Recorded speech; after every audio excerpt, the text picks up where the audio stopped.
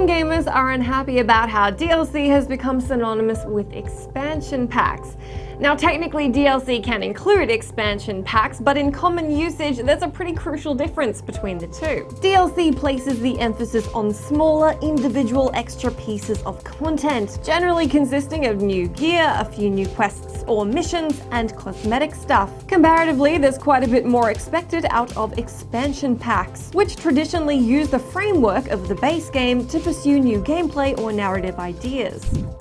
My first experience with expansion packs was with Heroes of Might and Magic and the original Sims game, where developers would periodically release meaty expansions onto store shelves. These expansions were huge, with dozens of hours of content, which frequently included totally different ways to play the game, like new factions, playable races and storylines for RPGs, or a heap of new campaign scenarios for strategy games. This hasn't all been left in the past though. Blizzard are still famously rolling out major expansion packs for Diablo, StarCraft, and World of Warcraft, which have been pretty successful at drawing players back into these series. StarCraft 2 is just about to get another one, for example. The game's first major expansion, Heart of the Swarm, landed 2 years ago, and its second expansion, Legacy of the Void, is currently in beta testing mode. These sorts of expansions generally cost quite a few of your dollars, but for a game you're already into, they can be an excellent way to put a whole new face on a title or franchise, without sacrificing the framework you liked to begin with.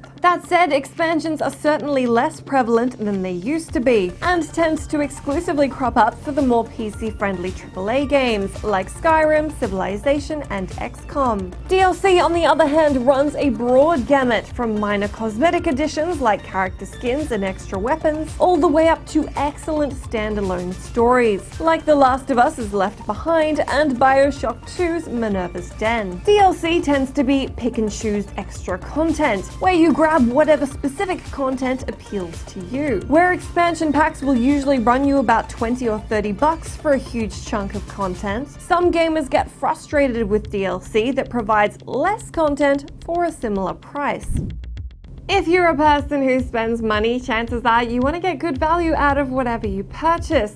That's not always the case with DLC. Recently, unhappy feelings were brought about when Evolve launched with over $130 worth of day one weapon skins, and when Tiger Woods PGA Tour 13 revealed that the majority of its courses were hidden behind a paywall. Way back in the early days of DLC, The Elder Scrolls Oblivion offered a set of purely cosmetic horse armor for $2.50, a move which made a lot of people angry and which spiraled into becoming the go-to meme for outrageous DLC offerings. Bethesda Vice President Pete Hines later said they learned a bunch of lessons from that poor move, saying, "It's not about the amount of money, it's about, are you giving them really good value for what you're making them pay for? We have to make sure we're providing enough quality for what you're paying for, whatever you're paying for, so that the customer feels satisfied that I got good value for my money." What all these examples and many more have proved is that there are good and bad ways to ask your fans to spend more money on your game.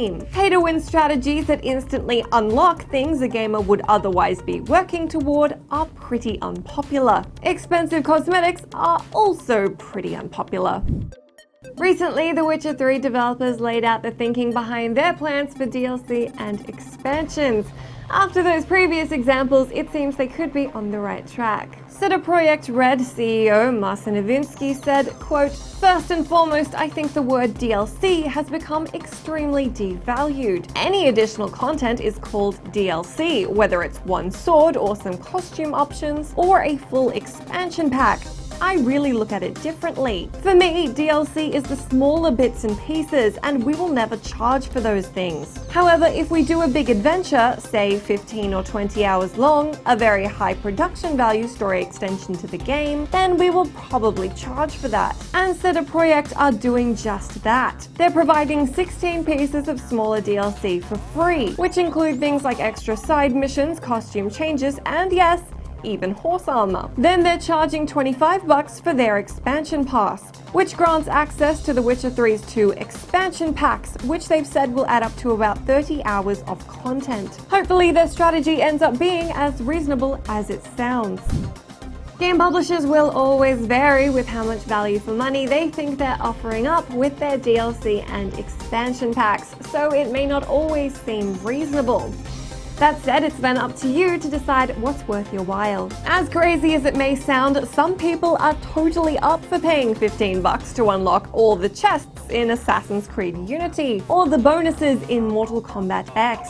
Otherwise, those options wouldn't keep existing. Other people don't care about extra guns, costumes, or side quests if they don't significantly affect the base game. And as good as Mass Effect 3's DLC campaign missions were, some people, like me, decided that their time with Shepard was over as soon as they hit that blue, green, or red light-riddled end sequence. What kind of DLC and expansion packs do you think are worth paying for? What's off limits? And what's been your favorite? Let me know down in the comments and I'll catch you again next week.